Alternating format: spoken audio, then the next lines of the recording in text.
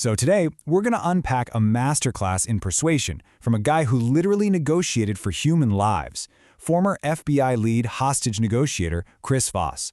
We're diving deep into the key lessons from his incredible book, Never Spilt the Difference. Just imagine hearing those words. Your heart would be pounding out of your chest, right? Your mind is just racing. Well, this is the exact situation Chris Voss found himself in. But the people on the other side of that conversation, they weren't your typical kidnappers. They were, in a way, a lot scarier. That's right. His opponents were Harvard Law School professors, the world's top experts on negotiation theory. They basically ambushed him in an office, turning a normal chat into this super high-stakes roleplay, all to test the FBI's street-smart methods against their academic rulebook. Now, this wasn't just some classroom game. It was a total showdown between two completely different ways of thinking about negotiation. You had the academic, logic-driven approach on one side and the battle-tested, emotionally savvy tactics of the FBI on the other. Just picture it. Chris Voss, a guy who's gone head-to-head with terrorists and cartel bosses, is now being told to pay $1 million to save his son by the very people who wrote the textbooks on negotiation. The pressure was on, big time. And Voss's response? Absolutely brilliant. He doesn't argue, he doesn't make a counteroffer. Instead, he uses these things he calls calibrated questions. He starts with, "I'm sorry," uses the professor's first name to make it personal, and then just calmly asks these logistical questions that completely change the game. And boom, just like that, the power dynamic completely flips. The conversation went from, how is Voss going to pay us, to, how are we, the kidnappers, going to solve Voss's problems for him? The threat just fizzled out, and the burden was put right back on their shoulders. The professors were totally caught off guard. So what happened in that room really highlights this fundamental clash between two schools of thought when it comes to negotiation. Let's break down this whole street smarts versus book smarts thing. Okay, so on one side, you've got the classic Harvard approach. It basically assumes we're all rational beings. The goal is to separate the person from the problem and use logic to get to a yes. But the FBI, they learned the hard way that people just don't work like that. Their approach is built on the fact that we're all emotional, kind of irrational animals first. So for them, the key isn't logic. It's what they call tactical empathy. You know, Voss has this fantastic way of describing it. He said it felt like he was Roger Federer with a time machine, going back to the 1920s to play against guys with old wooden rackets. While they were playing a game of pure logic, he had this state-of-the-art racket, engineered with a deep understanding of human psychology. It just wasn't a fair fight. But why is the FBI's approach so much better? It's not just about what they've seen in the field. It's actually backed by some serious science.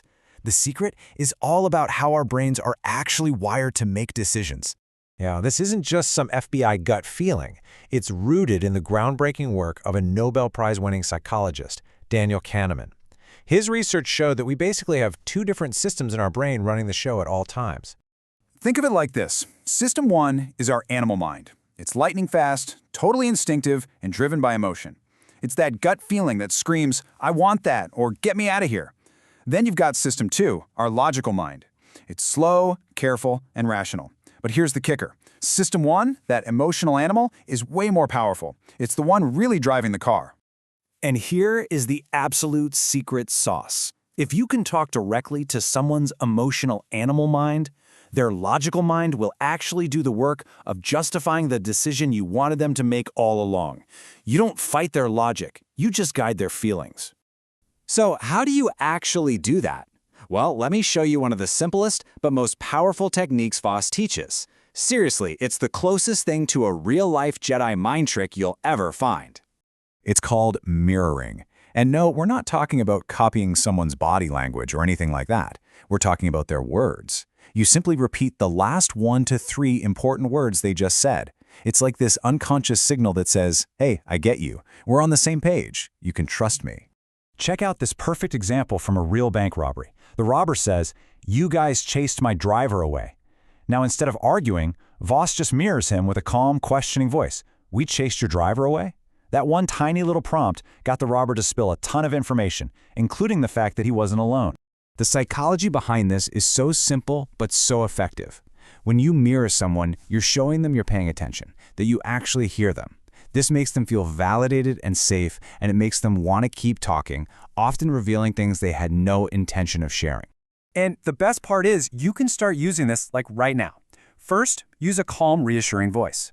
Second, Just repeat those last few important words. And third, this is the most important part. Shut up. Be silent. Let that silence do the heavy lifting. The other person will feel this natural urge to fill it, and they'll end up telling you more. All right, I know what you might be thinking. This FBI stuff is cool, but I'm not negotiating a hostage crisis. Well, this is where these tools become genuinely life-changing. Let's talk about how this stuff works in your everyday life. Because here's the thing. These tactics work absolutely everywhere, because our lives are just a series of small negotiations. I mean, think about calling customer service. They tell you, sorry, that discount isn't available. Instead of getting angry, you just mirror, it isn't available? That pause invites them to explain why, and that often opens up a door to a solution they can give you. Getting a raise, buying a car, even getting your kid to go to bed, it all works.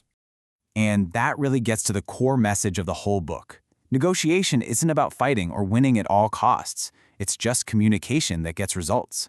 It's about understanding the emotional game we're all playing and learning how to ask for what you want in a way that makes the other person feel good about giving it to you. And that brings us to one last, really powerful idea from the book. Voss calls them black swans. These are the 3 to 5 hidden pieces of information in every negotiation that, if you could just find them, would change the entire game. And techniques like mirroring, that's your key to finding them. It's not just about getting what you want, it's about finding a deal you didn't even know was possible. So the question I'll leave you with is this. In your next negotiation, what's your black swan?